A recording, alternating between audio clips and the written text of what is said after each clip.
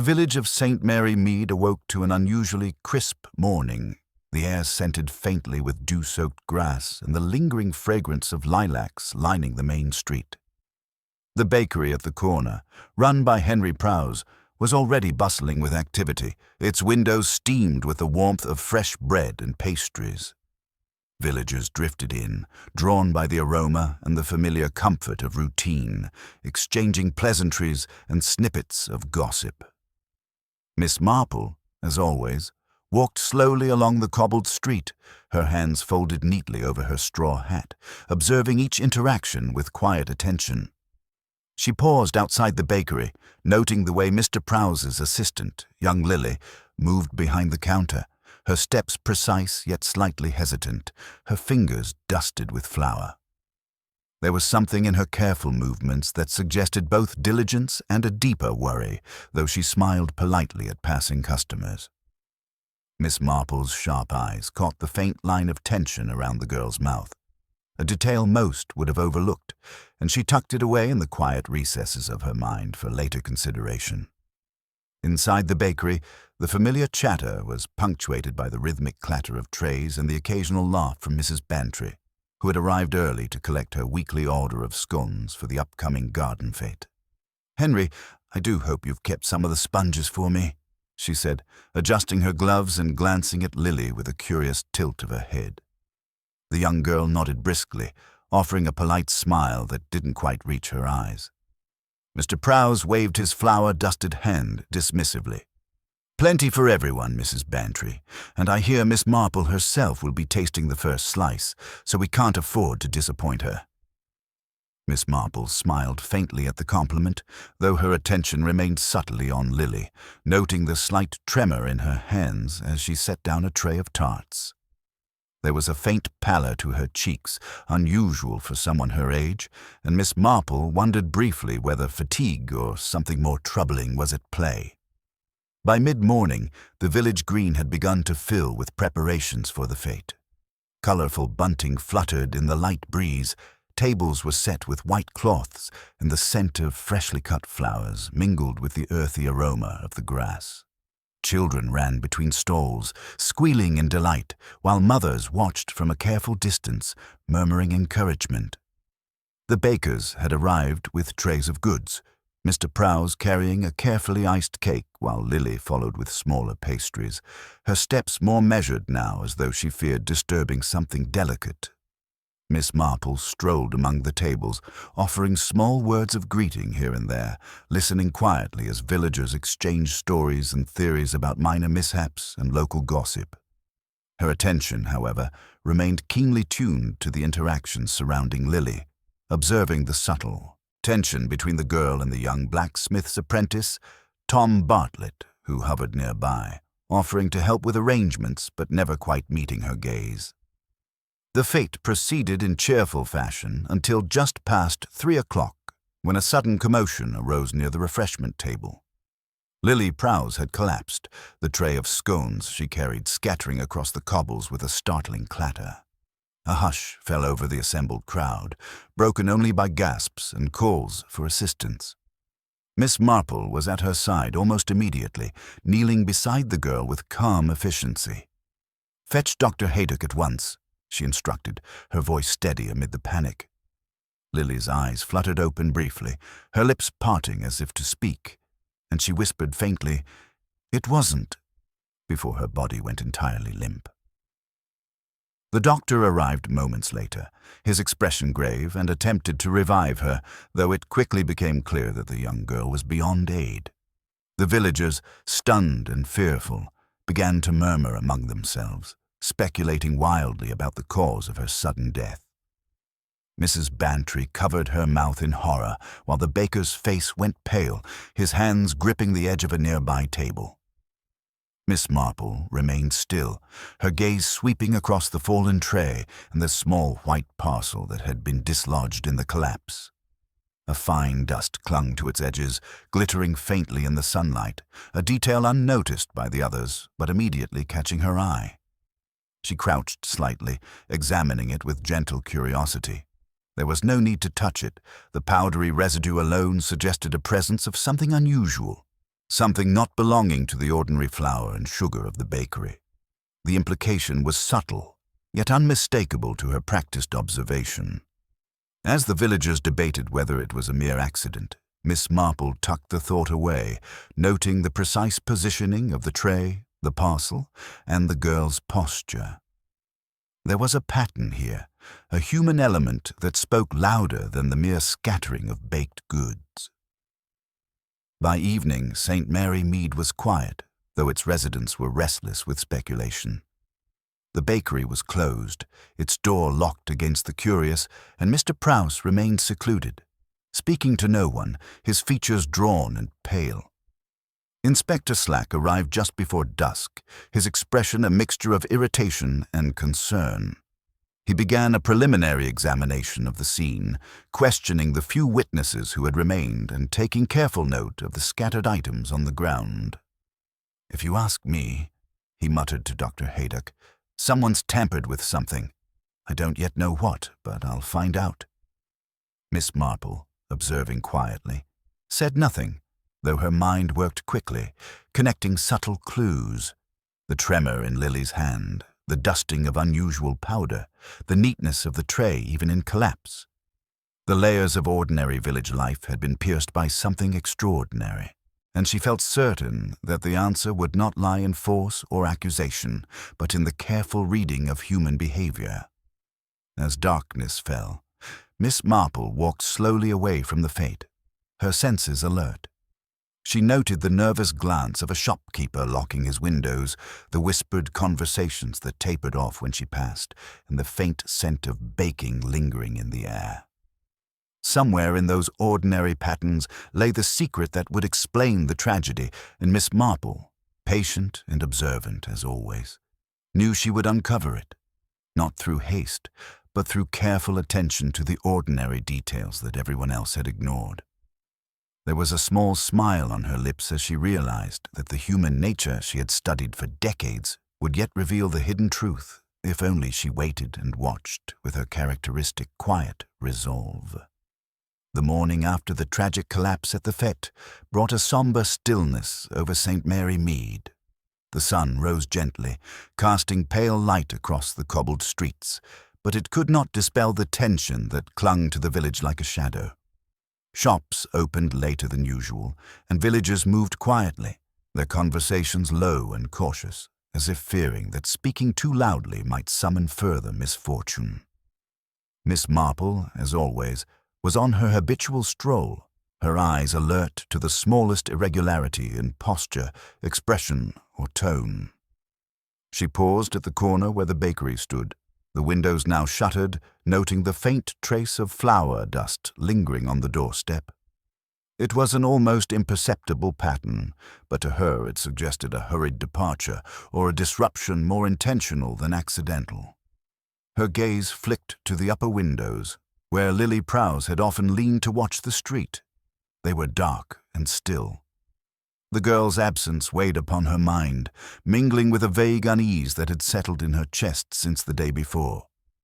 Inside the bakery, Inspector Slack had already arrived, moving with brisk efficiency, clipboard in hand, making notes and issuing orders to constables as they gathered evidence. He did not notice Miss Marple at first, her presence silent and unobtrusive, though his sharp eyes caught her reflection in the glass, and a faint furrow appeared between his brows. "Miss Marple," he said, giving her a nod. "I assume you'll want to see everything for yourself. It's, unusual to say the least." She smiled mildly. "Unusual, yes, Inspector, but human nature often follows predictable lines, even when events appear chaotic. One only needs to observe closely to see the thread." Slack scowled, unsure whether to take this as insight or gentle mockery. He began to show her the scattered scones, the overturned trays, and the small parcel with its faintly shimmering powder, and Miss Marple examined each detail with her customary, quiet precision, noting the angles of the objects, the way the powder clung unevenly, and the slight scuff marks near the edge of the counter where Lily had likely stumbled. Each clue, minute as it seemed, spoke volumes to her practiced eye. As the morning progressed, villagers began to drift cautiously toward the bakery, driven by curiosity, concern, or both. Mrs. Bantry arrived first, her expression tight with worry. "Oh, Jane," she whispered, grasping Miss Marple's arm, "I cannot imagine what could have happened to poor Lily. She was always so sweet, so quiet. It's dreadful, simply dreadful." Miss Marple nodded, placing a comforting hand over hers, though her mind raced. "It is indeed sad, my dear. And yet, it is often the quiet ones who leave behind the most revealing signs, if one only takes the time to notice." Mrs. Bantry shivered and moved closer to the doorway, casting anxious glances at the onlookers. Others arrived in a steady trickle. The postmistress, a few school teachers, and even the vicar, all murmuring their condolences while inevitably seeking some explanation for the inexplicable. Each voice, each anxious glance, each subtle gesture formed part of the pattern Miss Marple quietly recorded. Meanwhile, Inspector Slack had begun questioning staff and villagers who had been present at the fete, taking statements with procedural rigor. "Did you notice anything unusual?" he asked one young assistant repeatedly, seeking discrepancies or admissions. The witnesses were uncertain, often conflicting in their observations, which only reinforced Miss Marple's conviction that the truth would not lie in their words alone, but in what they did not, or could not, say. She noticed particularly the body language of Tom Bartlett, who lingered near the edge of the crowd. His hands were tightly clenched, his gaze flickering to the floor before darting to the windows, and he avoided speaking unless directly addressed.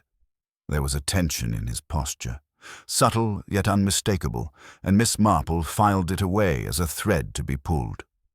It was not evidence of guilt in itself, but it suggested knowledge or involvement beyond the immediate, visible circumstances.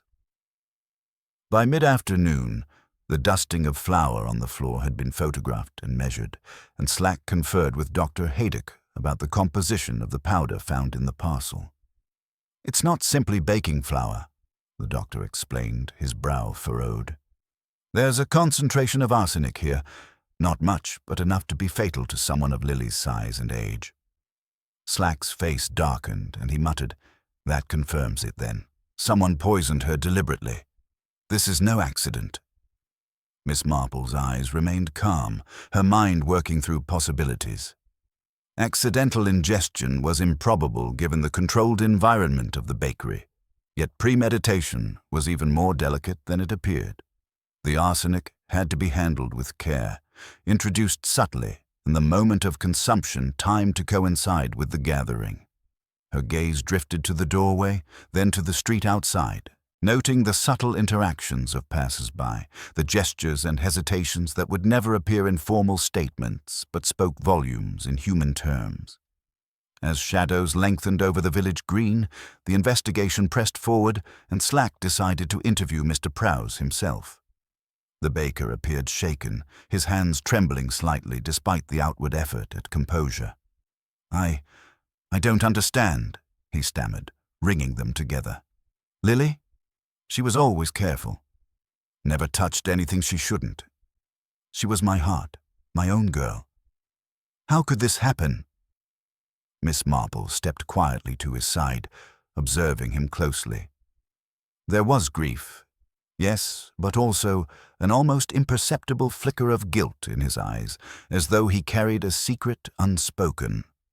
The inspector glanced at her, sensing the weight of her scrutiny, though he could not articulate why her presence always seemed to illuminate the faintest irregularities. By evening, the village had grown quiet, the sun dipping low, and Miss Marple walked home slowly, the cobblestones cool beneath her feet. She thought of Lily, the scattered scones, the faint trace of arsenic, and the delicate threads of behavior that might reveal the culprit. She knew the answers lay not in haste, not in accusations, but in patient observation of human nature and subtle clues that others dismissed. Somewhere in the ordinary movements, the polite exchanges, the tiny gestures unnoticed by the anxious crowd, the truth waited to be discovered, and Miss Marple, as always, would wait and watch, letting human nature itself point the way toward revelation. The following morning, St. Mary Mead stirred to life with a hesitant energy, as if the villagers were testing whether the world still held its ordinary order after Lily Prowse's tragic death. The sun shone brightly over the green, but there was a tension underlying the familiar sights and sounds. Children played more cautiously, conversations were hushed, and shopkeepers glanced nervously at one another, searching for reassurance in familiar expressions. Miss Marple, as ever, moved quietly along the main street, noting the subtle shifts in demeanor, the faint tremors of unease, the little hesitations that betrayed inner thoughts. She paused briefly outside the bakery, now shuttered except for the occasional presence of a constable, and allowed herself a faint sigh. The flour dust from the previous day still lingered in the doorway, though cleaned by hurried hands, and the faint shimmer of it in the sunlight seemed almost to mark a boundary between innocence and malice. Miss Marple's sharp eyes caught the faint trace of something else, almost imperceptible. A tiny scuff mark near the back step, one that suggested someone had entered or left in unusual haste. It was a small clue, easily overlooked, yet in her experience, the smallest detail often carried the greatest weight. Inside the vicarage, where the villagers had gathered for a morning tea that masked the curiosity of their attendants with civility, the conversation inevitably turned to Lily. Mrs. Bantry fretted over the baker, imagining him bereft and alone, while other villagers speculated in hushed tones about the cause of her death. "It must have been the heat, surely," one voice suggested, "or perhaps a fainting spell brought on by exhaustion." Miss Marple listened silently, noting the certainty with which speculation masqueraded as knowledge. The vicar, Reverend Clement, offered words of comfort, but even his tone betrayed a subtle unease. Miss Marple observed him closely. His slight frown and the careful way he folded his hands suggested more than concern for the dead girl. It suggested worry about the ripples her death might cause in the moral fabric of the village. By mid-morning, Inspector Slack had returned to the scene, determined to piece together the puzzle that ordinary investigation had not yet solved. He questioned the baker, who trembled visibly despite his attempts at composure. "I've done nothing wrong," Henry Prowse insisted, wringing his flour-dusted hands. "Lily was careful. She never touched anything she shouldn't. She was my own girl, and I can't understand." His voice faltered, and he lowered his head. Miss Marple, standing quietly to one side, observed the subtle quiver in his lips and the avoidance of eye contact when he glanced toward the back room. There was grief, certainly, but there was also a faint tension in his posture that hinted at knowledge unspoken, an anxiety not purely of sorrow, but of concealment. She tucked these observations carefully into her mind, knowing that human nature rarely lies completely, even in moments of apparent innocence. Outside, a small group of villagers had begun to gather, their curiosity unable to resist the pull of mystery. Whispered theories and suppositions floated through the air. The postmistress suggested mischief by a rival baker, while one of the older gentlemen muttered darkly about old family feuds resurfacing. Miss Marple observed their gestures, the quick glances, the tightening of fists, the avoidance of direct eye contact, and mentally noted each subtle hint. People often reveal their own preoccupations in the way they discuss others, and she was certain that buried somewhere among these minor signals lay the key to understanding what had truly happened. Even the laughter of children at the edge of the green seemed to carry an undercurrent of tension, a reflection of the adults' uncertainty, mirrored in their small, uncomprehending ways. When Dr. Haydock arrived to examine the scattered powder more thoroughly, he confirmed the troubling suspicion. A small quantity of arsenic had indeed been introduced to the baked goods. "It's not much," he explained, "but in someone of her age and size, it would have been sufficient." Inspector Slack's face darkened, and he muttered under his breath about premeditation and culpability. Miss Marple, however, remained calm, her eyes flicking toward the subtle traces of disturbance. the slight displacement of the flour, the uneven positioning of the trays, and the faint smudge near the door where someone had undoubtedly entered or exited hurriedly. She realized that the answer would not be found in the strength of the poison alone, but in the patterns of behavior that led to its placement and in the small telling details overlooked by the panicked villagers. By mid-afternoon, the investigation had begun to focus on the bakery staff, with Slack interviewing assistants and nearby residents. Miss Marple stood near the doorway, unobtrusive, listening to each statement, watching every hesitation and inflection. She noticed, particularly, the young apprentice who had helped Lily with the trays. His hands trembled slightly when questioned, his gaze flickering to the floor, and he avoided the inspector's eye for longer than was comfortable. It was not proof of guilt, she understood, but it was a sign that something about the event had unsettled him more than mere shock would account for. Subtle psychological cues, small inconsistencies, and quiet behavioral clues were where the truth would lie, and she made a mental note to follow these threads carefully. As evening drew near, Miss Marple left the bakery, the weight of observation settling around her like a familiar shawl. The village was quieting, the shadows long across the cobbled lanes, yet she felt a sense of anticipation rather than finality. Somewhere within the patterns of human behavior, the minor gestures, the hushed conversations, the trembling hands, the faint traces of powder and flour, the truth waited. It would not announce itself loudly, nor would it be revealed by force or accusation, but Miss Marple, patient and meticulous, knew that in due course, careful observation would bring the hidden strands into view. She walked home slowly, considering each detail, each hesitation, each subtle sign, and knew that the human heart, as always, held the key to unraveling even the darkest of mysteries. The following day dawned with a muted quiet over St. Mary Mead, as if the village itself were still recovering from the shock of Lily Prowse's untimely death.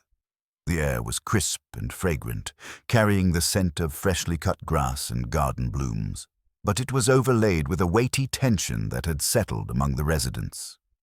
Miss Marple, as usual, moved deliberately along the main street, her hands folded neatly in front of her, eyes scanning faces and gestures with gentle but penetrating scrutiny. The bakery remained closed, its windows darkened except for a faint trace of flour still clinging to the doorstep, a silent echo of the tragedy that had occurred there. She noted the subtle impressions in the dust, the uneven marks where someone had brushed against the door frame in haste, and the faint indentations in the cobbles near the back entrance. Each minor detail spoke, volumes to her trained eyes, a language of human movement and hurried action that most would dismiss as inconsequential. By mid-morning, Inspector Slack had returned to conduct further inquiries, his expression grim and determined. He questioned Mr. Prowse once more, though the baker seemed almost dazed, his grief interlaced with a nervous tension that betrayed more than he cared to admit. "I don't understand it," he murmured, his hands twisting in his apron. "Lily was careful. She never touched anything she shouldn't. She was my own girl, my heart." Miss Marple, standing quietly to one side, observed the slight tremor in his lips and the brief avoidance of eye contact when he glanced toward the back room. There was genuine sorrow, certainly, but there was also a subtle tension in his posture, an almost imperceptible defensiveness that hinted at secrets he had not spoken aloud. While Slack noted the obvious, Miss Marple recorded the nuanced small signs, the hesitation, the quivering gestures, the fleeting glance, that would later help her understand the deeper currents of the event. Outside, a small crowd had begun to gather, drawn by curiosity and the natural human inclination toward gossip. They spoke in low tones, careful not to be overheard, their conversation filled with speculation and conjecture. Some whispered that Lily might have accidentally ingested something. Others suggested mischief or ill will on the part of someone who resented her family, while a few of the more imaginative insisted on a connection to long-forgotten village disputes. Miss Marple, as she passed among them, noted every flick of an eye, every nervous hand gesture, every subtle twitch that accompanied speech. These minor movements often revealed more than words. Fear, guilt, anxiety, or the compulsion to conceal something were betrayed even in casual, unguarded moments.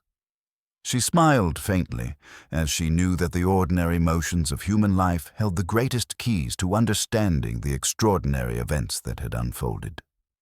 By noon, Dr. Haydock had completed a more thorough analysis of the powder residue found on the fallen tray and within the small parcel. "It contains arsenic," he explained gravely to Slack and Miss Marple, "a quantity small enough to evade detection until it is too late. Someone introduced it deliberately." Slack's face darkened as he considered the implications. "This means premeditation. Whoever did this planned it carefully, timed it to coincide with the fete. But who would have motive, and how did they know Lily would handle the tray?" Miss Marple nodded gently, her mind already tracing the possibilities. It was not simply the poison itself that revealed intent, but the way it had been delivered, the timing, the placement, and the human choices that had led to exposure. Every small behavior, every minor decision became part of a pattern she was carefully observing. Miss Marple then decided to revisit the bakery, slipping quietly past the crowd of onlookers to examine the scene firsthand. She moved slowly along the counters, noting the clean surfaces now polished by hurried hands, the arrangement of trays that suggested care in presentation, but also a subtle disregard for one corner where the powder had been poured. She crouched to inspect the floor, seeing once again the faint scuff marks, the trail of displaced flour leading toward the back room where Lily had spent much of her time mixing and preparing pastries. She imagined the scene as it had occurred, Lily carrying the tray, stepping carefully, the subtle misstep that caused the collapse, and the parcel dislodged just enough to spill its deadly content. The entire event, tragic as it was, carried the signature of human intention, small, almost invisible, yet precise in its effect. Later in the afternoon, Slack summoned Mr. Prowse again, accompanied by a young assistant who had helped Lily prepare the trays. The assistant's hands shook noticeably as he recounted the sequence of events, his gaze flickering nervously toward Miss Marple, though he said nothing directly incriminating. Miss Marple observed him intently, noticing the way he avoided Slack's direct questions, yet reacted subtly to her presence, almost as if aware that she was quietly piecing together the truth. The baker remained silent, grief-stricken yet tense, each of his movements betraying layers of emotion that he could not fully articulate. The inspector, growing increasingly frustrated with the lack of clear confession, glanced at Miss Marple once more, sensing the calm authority with which she absorbed every detail. As the sun began its slow descent, casting long shadows across the village green, Miss Marple finally stepped away from the bakery and wandered through the quiet streets. She considered all she had observed, the tremors of hands, the fleeting glances, the scuff marks in the dust, the subtle positioning of trays, and the traces of arsenic. She reflected on the behavior of each villager, the anxieties and hidden motivations laid bare through unguarded moments. Somewhere within this complex lattice of human nature lay the truth, waiting to be drawn out by patience, observation, and careful deduction. She knew it would not be revealed by the hurried words of the anxious or the panic of the grief-stricken, but through the quiet logic of human behavior, as always, unfolding inevitably for the one who could see the patterns beneath the surface. And with that knowledge, Miss Marple allowed herself a moment of quiet satisfaction, confident that the hidden threads would soon be revealed to those who watched and waited as attentively as she. By the next morning, the village of St. Mary Mead was steeped in an anxious hush that seemed to cling to every garden path and cobbled street. The tragedy of Lily Prowse's death had settled over the community like an unwelcome fog, quieting even the usually lively chatter of market-goers and shopkeepers. Miss Marple, as always, moved at her own unhurried pace, her gaze sweeping subtly across faces, noting minute tensions and hesitations that most would never consider significant. She paused at the bakery, now reopened but subdued, its front door open to admit only a few customers at a time. The smell of fresh bread and warm scones lingered in the air, yet it was tempered by the silence of grief. Henry Prowse stood behind the counter, his hands busy kneading dough, but there was a rigidity to his movements that betrayed the strain of sleepless nights and overwhelming sorrow. Miss Marple watched him with quiet attentiveness, noting the slight twitch of his jaw and the way he avoided looking toward the back room where Lily had worked. The inspector, Slack, had returned with renewed determination, accompanied by a small team of constables tasked with gathering more information about the bakery staff and any visitors present during the fête. He questioned Mr. Prowse once more, seeking to elicit inconsistencies or admissions, though the baker's grief-stricken demeanor rendered him a hesitant and unreliable witness. I can't imagine who would do such a thing," Prowse stammered, his eyes cast downward. Miss Marple, standing to one side, observed him carefully. She noted not only his words but the subtle shifts of his posture, the slight furrowing of his brows, the nervous adjustment of his apron, and the careful avoidance of the room where the powdered parcel had been kept. These minor details suggested layers of thought and emotion that the inspector, in his rush for straightforward answers, might easily overlook. Meanwhile, the village had begun to speculate in earnest. At the vicarage, Mrs. Bantry and a small group of women spoke in hushed tones over cups of tea, the conversation dancing between worry for the bereaved baker, conjecture about potential motives, and a cautious fascination with the mysterious nature of the arsenic.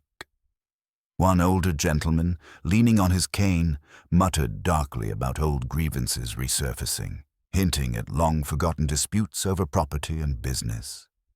Miss Marple, walking quietly past the group on her morning rounds, absorbed the nuances of these exchanges, the flickers of guilt in sideways glances, the involuntary tightening of hands around cups, and the careful management of smiles meant to conceal unease. Each gesture, each hesitation, added a thread to the complex tapestry of human behavior that, in her experience, was more telling than any direct confession. By late morning, Dr. Haydock had returned to confer with the inspector regarding the toxic residue discovered on the fallen tray. "There's little doubt," he explained, his voice grave, "that the arsenic was introduced deliberately. The quantity is small, precise, and lethal for someone of Lily's age and size." Slack's expression hardened, his mind racing for suspects and motive. "So, someone planned this," he muttered, "knew exactly how to administer it, and timed it perfectly with the fate. It had to be someone who understood the bakery's routine." Miss Marple nodded thoughtfully, her gaze scanning the bakery, the counters, the floors, the positioning of trays and shelves. She saw the subtle traces of human movement, the faint smudge of flour in unusual locations, and the slight disturbance of objects that suggested someone had moved deliberately but carefully, seeking to avoid detection. Her observations extended beyond the bakery itself. Walking through the village, she noted the interactions among those who had attended the fete. Tom Bartlett lingered near the market, hands in pockets, his shoulders slightly hunched, glancing nervously toward the bakery whenever a passing glance allowed. Other villagers, in their polite curiosity, displayed small signs of unease: a quick cough, a hand brushing back hair, eyes that avoided direct contact. Miss Marple catalogued each behavioral cue, understanding that hidden motives often revealed themselves in the subtlest of ways, in movements or glances rather than spoken words. It was in these nuances that the truth lay concealed, awaiting careful attention. By mid-afternoon, Slack decided to interview Lily's fellow assistants and nearby residents more thoroughly. A young apprentice who had helped Lily arrange trays appeared particularly uneasy. His hands shook when questioned, and his gaze shifted nervously, betraying a discomfort that exceeded ordinary worry. Miss Marple noted these reactions carefully, comparing them to the patterns she had observed in Mr. Prowse and other villagers. Human behavior rarely lies in isolation. The interplay of anxiety, guilt, and subtle self-protection often forms a revealing lattice, and she was already beginning to trace the lines that might point toward the orchestrator of the tragedy. As evening approached, the bakery emptied, leaving only the lingering scent of bread and a faint, persistent trace of flour. Miss Marple walked slowly along the quiet streets, reflecting on the morning's observations. The details she had collected, the minor scuff marks, the trembling hands, the fleeting glances, the positioning of trays, the subtle signs of tension in those around her, were all threads that, once carefully woven together, would illuminate the hidden truth. She understood that the resolution would not be immediate, that it required patience, and that the human heart often revealed itself in the smallest, most inconspicuous gestures. Walking home in the amber glow of sunset, she felt the quiet assurance that the village's ordinary rhythms, once fully examined, would eventually disclose the extraordinary intentions behind the day's tragic events, and that the clarity she sought was gradually emerging in the most unexpected of ways. The following morning, the village of St. Mary Mead was wrapped in a peculiar quiet, the usual bustle subdued as if the cobbled streets themselves had absorbed the weight of the previous day's tragedy. Villagers moved about in muted tones, exchanging brief greetings while their eyes darted furtively, as though measuring each encounter for hidden meaning. Miss Marple strolled along the main thoroughfare, her senses alert to the smallest irregularities in behavior, posture, and expression. She paused outside the bakery, now open yet noticeably subdued, the windows reflecting the pale light of morning, and observed Henry Prowse behind the counter. His movements were careful, deliberate, and tense. He kneaded dough with a precision that suggested both routine and an unspoken preoccupation. There was a subtle tightness in his shoulders, a faint quiver in his hands as he worked, and an occasional, fleeting glance toward the back room where Lily had spent so many hours. Miss Marple noted these minute details with her characteristic calm, recording them silently for later reflection, for she knew that the story of human nature often revealed itself in such delicate cues rather than in words alone. Inspector Slack had returned with renewed energy, intent on reconstructing the events of the fete with precision. He questioned each member of the bakery staff, noting inconsistencies and hesitations, yet Miss Marple realized that the subtler truths were hidden in behavior rather than statement. The young apprentice who had assisted Lily shifted uneasily as he recounted the morning, hands twisting in his apron, eyes flicking repeatedly toward Slack, then toward Miss Marple herself. Each small movement betrayed unease and possibly guilt, though not necessarily of the most obvious sort. Miss Marple's mind pieced together these fragments, forming a lattice of subtle indications: tension, fear, secrecy, and the instinct to conceal information even in the absence of direct questioning. She understood that the interplay of these human elements was more telling than the formal record of events. By mid-morning, Mrs. Bantry and a small assembly of villagers had gathered at the vicarage for their habitual morning tea, though the air was thick with concern. Conversations circled around the tragedy, speculating on the cause of Lily's collapse and debating whether any foul play was involved. Some whispered of accidents, others of old grievances resurfacing, while a few of the more imaginative invoked long-forgotten rivalries between village families. Miss Marple moved quietly among them, absorbing the nuances of each statement, noting every nervous glance, half-smile, and tightened grip on teacups. These seemingly minor gestures revealed the villagers' private thoughts far more accurately than their words ever could. Human nature, she reflected, has a way of betraying itself through the tiniest of movements, and it was through these subtle signals that she would come to understand the larger picture. Meanwhile, Dr. Haydock had returned to the bakery to examine the faint traces of powder left on the counter and trays. "The substance contains arsenic," he explained gravely to Slack and Miss Marple. "The quantity is small, but sufficient to be lethal to someone of Lily's age and size. Whoever introduced it knew exactly what they were doing." Slack's face hardened as he considered the implications. "This wasn't an accident," he muttered. "Someone intended for this to happen." Miss Marple's gaze, calm and unassuming, swept over the bakery once more. The slight displacement of trays, the smudges of flour in unlikely places, the barely perceptible scuff marks leading toward the back room, all of these spoke of deliberate action executed with care. She noted, too, the absence of disturbance in other areas, suggesting a careful avoidance of detection and a knowledge of human routines. As the afternoon progressed, Miss Marple decided to pay a discreet visit to the homes of those present at the fete. She spoke with neighbors, observing the nuances of their reactions when the topic of Lily arose. Some displayed overt grief, others a cautious avoidance of direct questions, and a few revealed fleeting signs of tension through small gestures. A hand brushing back hair, a tightening of lips, a gaze shifting toward the floor. Even in these private, informal settings, Miss Marple observed the patterns that hinted at concealed knowledge or lingering anxiety. She recorded each subtle cue, understanding that the interplay of these signals would ultimately illuminate the truth. By late afternoon, Inspector Slack convened a brief meeting with Mr. Prowse and his staff to review the timeline. The baker's composure was brittle. Each question caused a slight tremor of the hands, a tightening of the jaw, or an almost imperceptible shiver.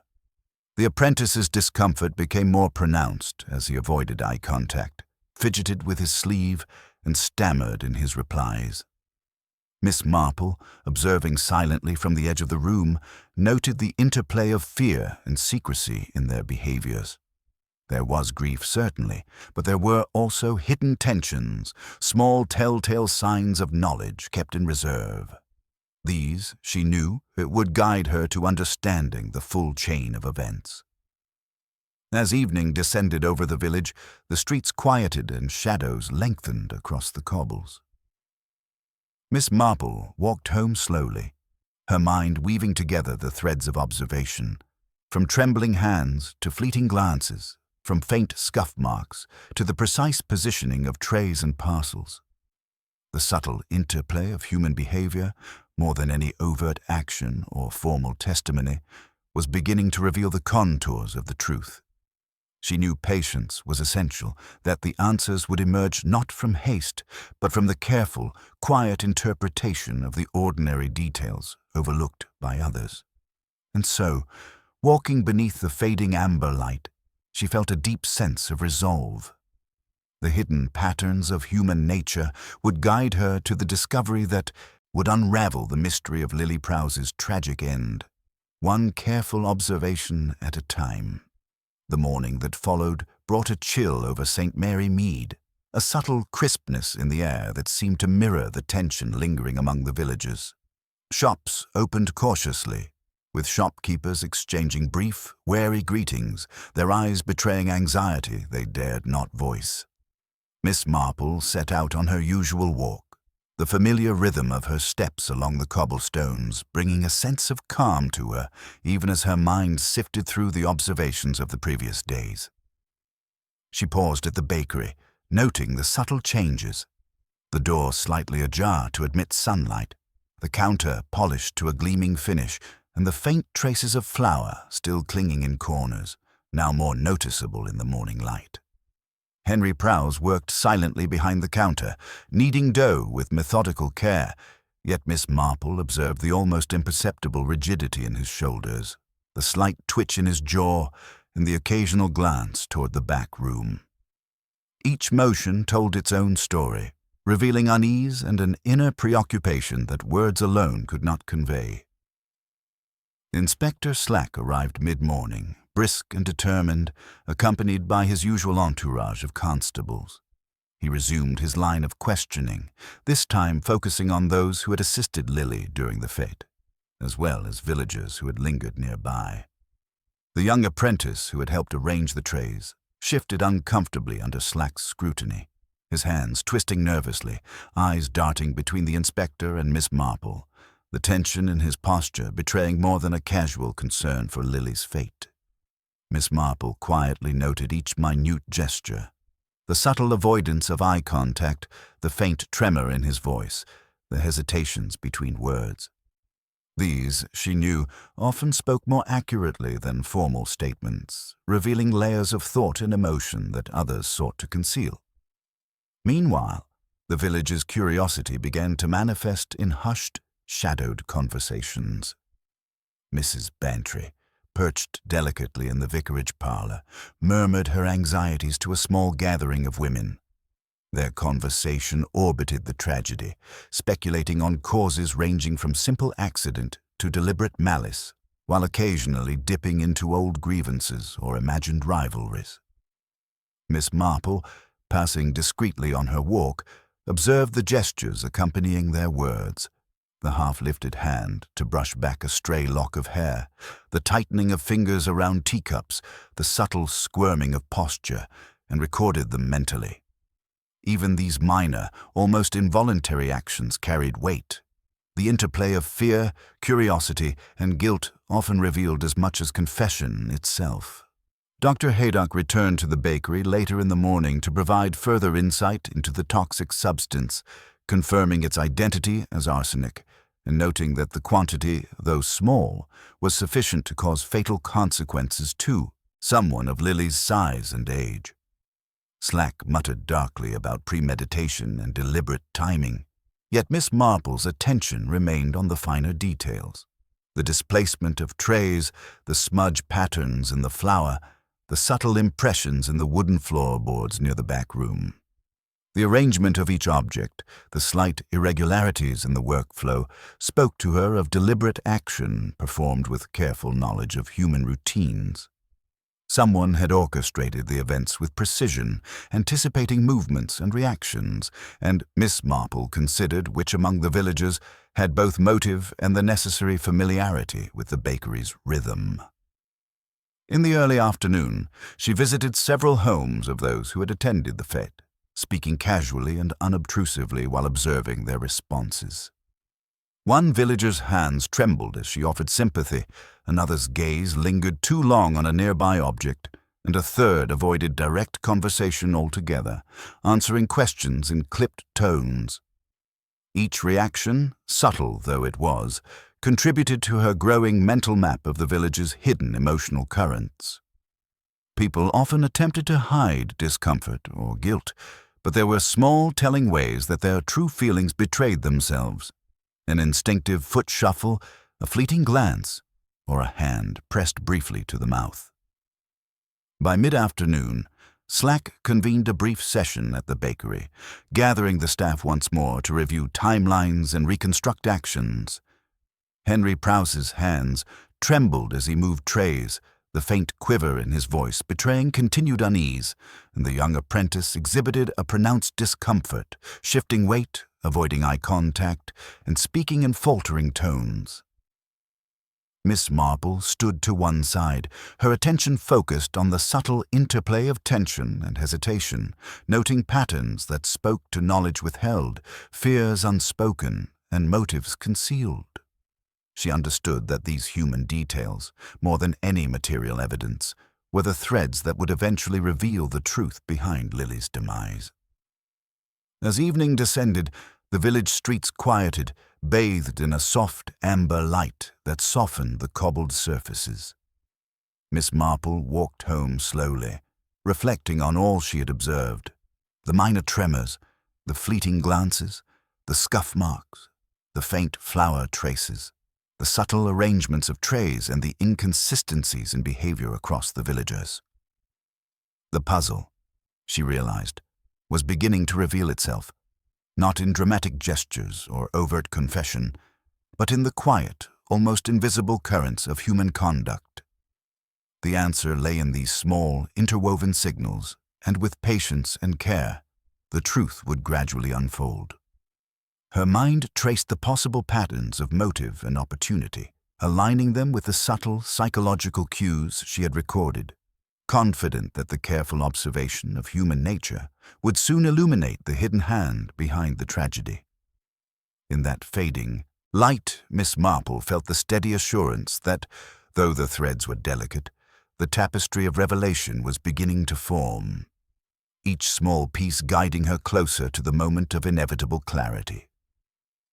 The day that followed brought an uneasy hush to St. Mary Mead, a quiet so pervasive that even the normally cheerful children seemed subdued as they moved along the cobbled streets. Miss Marple, taking her habitual morning walk, noted the subtle shifts in the village's atmosphere, the restrained greetings and fleeting glances that revealed as much anxiety as words could not. She paused outside the bakery, observing Henry Prowse as he worked methodically behind the counter. His movements were precise, almost stiff, his hands kneading dough with care, yet the slight tension in his shoulders and the occasional flicker of worry across his face betrayed a mind not fully at ease. The back room, where Lily had spent most of her time, remained closed to the public, and Miss Marple's eyes were drawn repeatedly to the faint smudge near the doorway and the subtle indentation in the wooden floor, signs of hurried movements that she knew would prove significant. She recorded these details silently, understanding that human behavior, more than tangible evidence, would reveal the heart of the matter. Inspector Slack arrived mid-morning, accompanied by a few constables, determined to interrogate each person present at the fete with greater scrutiny. He questioned the staff in the bakery once more, focusing particularly on the young apprentice who had assisted Lily with the trays. The boy's hands trembled slightly, his gaze darted nervously from Slack to Miss Marple, and his voice wavered as he recounted events. Miss Marple watched him closely, noting the subtle signs of tension, the brief avoidance of eye contact, the quick intake of breath before answering, the slight rocking of his body as if to release nervous energy. These minor behaviors, she reflected, were often more revealing than speech itself.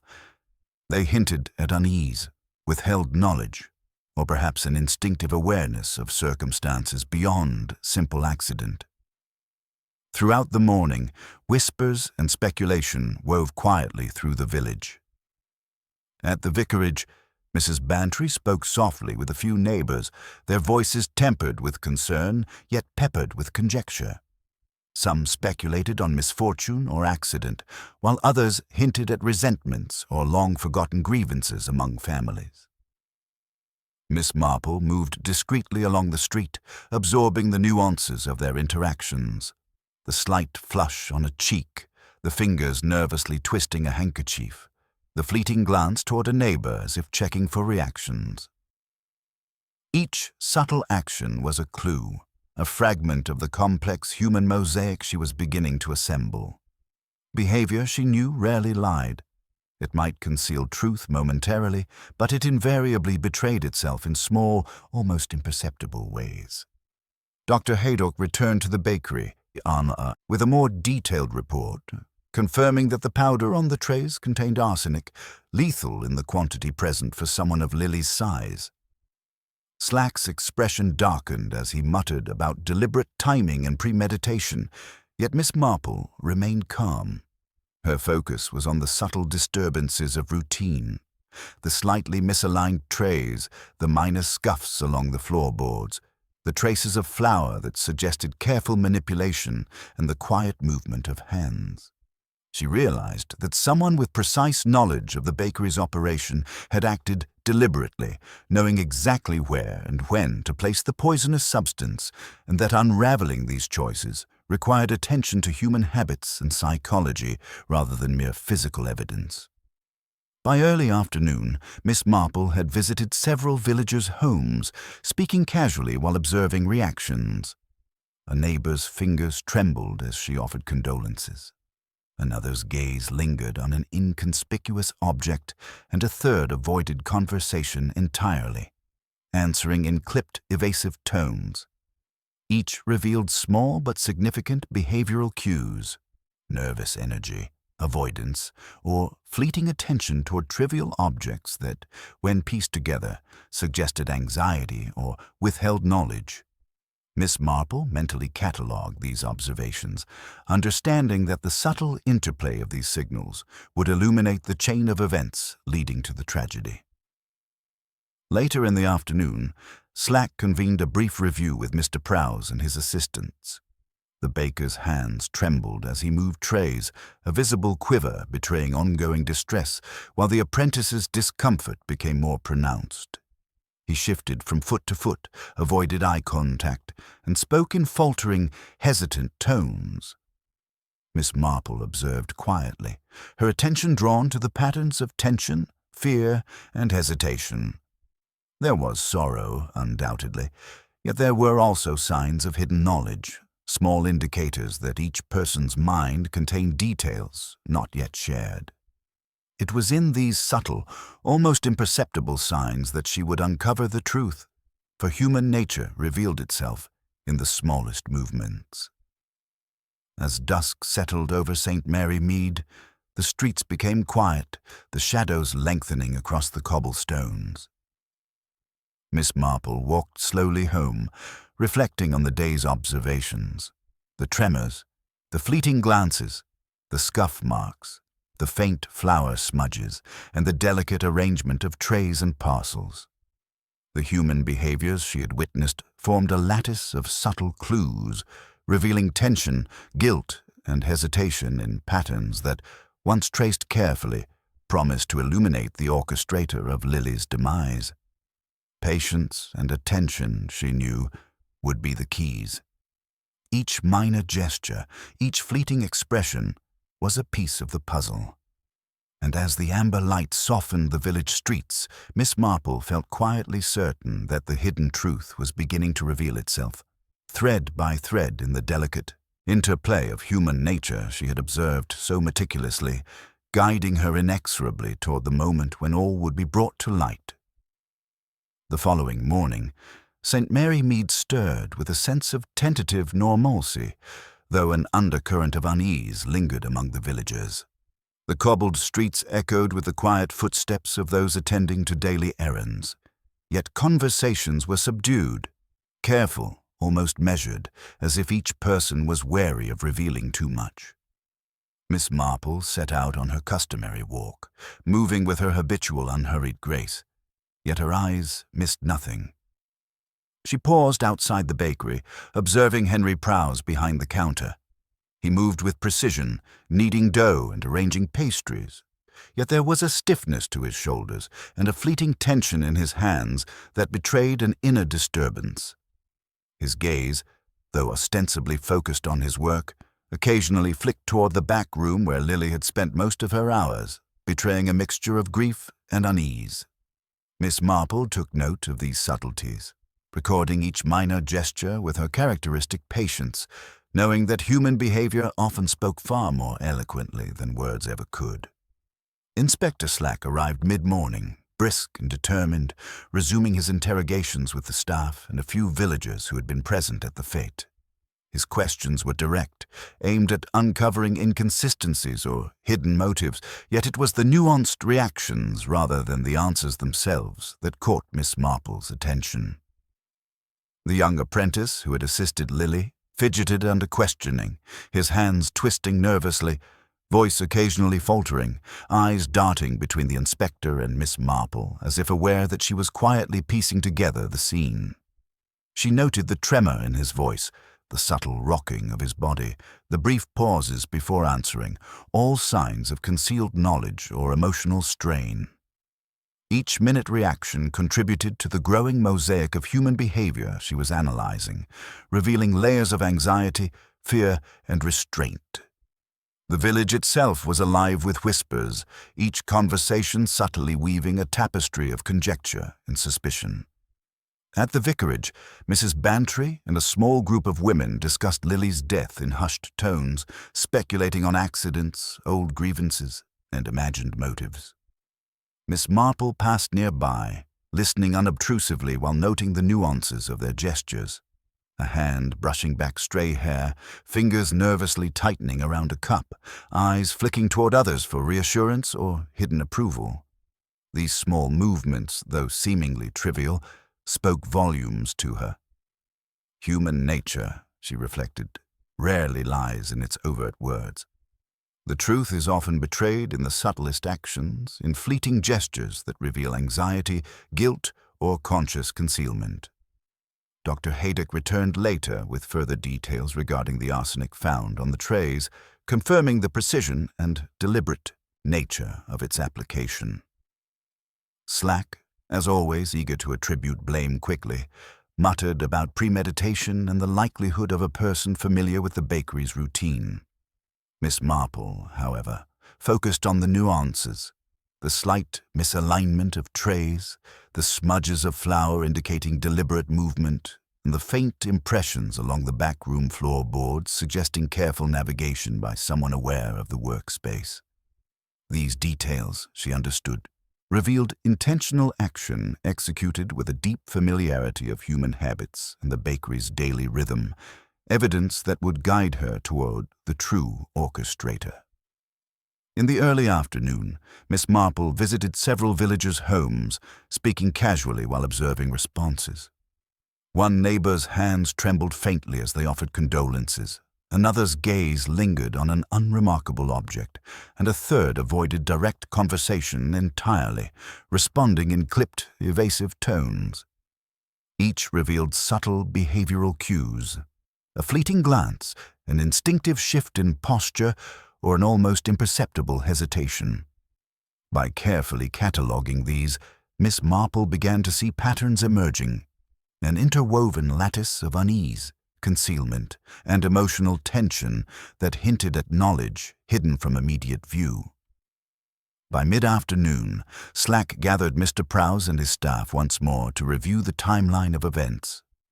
The baker's hands shook as he moved trays, his voice occasionally quivering despite the attempt at composure, while the apprentice's unease became increasingly pronounced, shifting from foot to foot, avoiding eye contact, and speaking in faltering, hesitant tones. Miss Marple's attention, as ever, was on the subtle interplay of tension and restraint, noting how grief intertwined with possible concealment.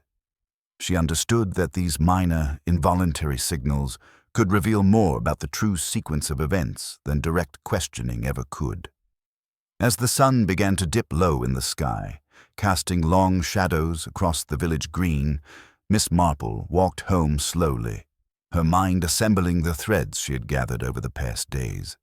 The tremors, the fleeting glances, the scuff marks, the faint traces of flour, and the nuanced movements of trays and parcels all began to form a coherent pattern in her understanding. The subtle cues of human behavior, carefully observed and patiently interpreted, were guiding her closer to the truth. She knew that patience was essential.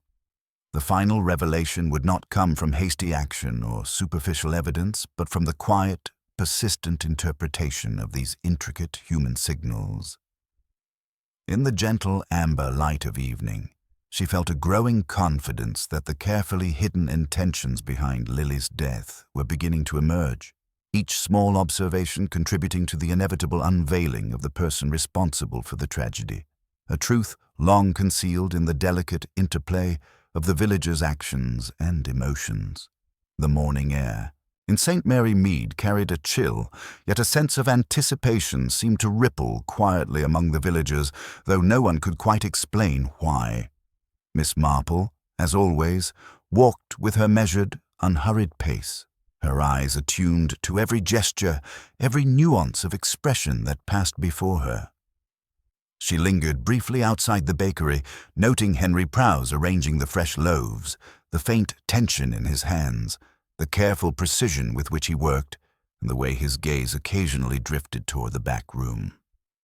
The apprentice hovered nearby, restless and uncertain, his movements betraying an internal conflict that had grown steadily more pronounced over the past days. Miss Marple's mind, alert yet serene, catalogued these details, threading them together with the observations from the fete, the vicarage, and the various villagers' homes. Human nature, she knew, revealed itself in these small, almost imperceptible ways, and today would provide the final pieces of the puzzle. Slack arrived, brisk and impatient, eager to bring the matter to some conclusion, though Miss Marple could sense his eagerness to pin guilt on the most convenient suspect rather than examine the finer, subtler evidence. "We have questioned everyone thoroughly," he announced, "and yet the truth remains frustratingly elusive."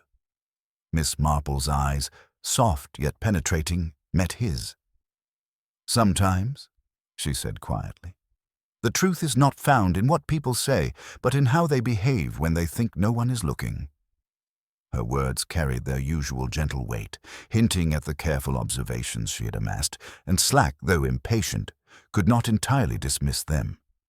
Miss Marple's attention turned first to the apprentice, noting again the repeated signs of anxiety, the fidgeting fingers, the fleeting avoidance of eye contact, the slight reddening of the face whenever Lily's name arose.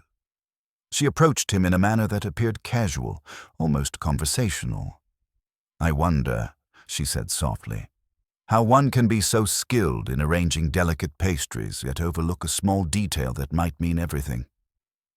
The boy froze, a subtle blanch spreading across his face, and he avoided her gaze. Miss Marple smiled faintly, letting the silence press for a moment, then continued, "Details, of course, are easy to miss if one is distracted by other matters, or by fear." His reaction, slight as it was, confirmed what her observations had long suggested. He had knowledge he had not yet revealed. Turning her focus to the Prouses, she noted the faint, almost imperceptible tension that ran through their gestures, the nervous shifting of weight, the way Mr. Prouse's jaw tightened when pressed on seemingly trivial points. Miss Marple spoke in her customary gentle manner. "Mr. Prowse, the routines of a bakery are familiar to all who work within it, yet even familiar hands can be influenced by other concerns. Perhaps concerns that distract from ordinary diligence?" His hands trembled slightly as he moved a tray, and at that moment, the sequence of behaviors she had observed over the past week, the flour smudges, the scuff marks, the minor disturbances of trays, and the hidden placement of the poisoned parcel, coalesced in her mind. The careful orchestration, the knowledge of timing, and the subtle manipulation of human attention all pointed toward a single orchestrator, one who moved quietly yet with intention, shaping events behind a facade of ordinary routine. Gathering the villagers in the parlor of the Prowse home, Miss Marple began to outline her deductions, her voice calm yet precise. She recounted the sequence of subtle clues: the flour smudges on the back-room counter, the slight scuffs along the floor, the apprentice's nervous reactions, Mr. Prouse's careful attention to seemingly minor details, and the way villagers' behavior shifted in response to concealed anxiety or guilt. One by one, the assembled listeners felt the invisible threads of logic drawn taut. Miss Marple paused, allowing the weight of her observations to settle, then gently but decisively revealed that the apprentice had been manipulated into leaving the arsenic in place under subtle coercion, and that Mr. Prowse, while outwardly distraught, had knowingly failed to notice the moment of delivery because of preoccupations connected to a long-standing financial dispute over the ownership of certain supplies and control of the bakery's daily operations. The confession that followed was careful, halting, yet thorough. The apprentice admitted his part, revealing the pressures he had faced and the misguided loyalty that had led him to participate. Mr. Prowse, faced with the evidence of his indirect role and the inescapable interpretation of his behavior, acknowledged his neglect and hidden motives, offering a mixture of remorse and astonishment at the clarity of Miss Marple's reasoning. Slack, initially impatient and eager for simple answers, watched with a grudging respect as the layers of deceit, misjudgment, and human complexity were untangled with quiet, deliberate precision. By evening, a sense of closure settled over St. Mary Mead, though the air retained a faint, lingering tension. Villagers resumed their routines with subdued smiles and cautious interactions, aware that the village had been touched by tragedy, yet reassured that justice, subtle though it had been served. Miss Marple, walking home in the soft amber light, reflected quietly on the interplay of human nature. The way fear, loyalty, distraction, and hidden motives could weave together to produce consequences far greater than any one action alone. She understood, as she always did, that the delicate study of behavior, the patient observation of the ordinary, and the gentle weaving together of unnoticed clues were often far more powerful than overt investigation. With a calm sigh, she felt the familiar satisfaction of a mystery resolved, knowing that the village, though slightly altered, would continue, carrying with it the subtle lessons of human nature that she had so carefully discerned.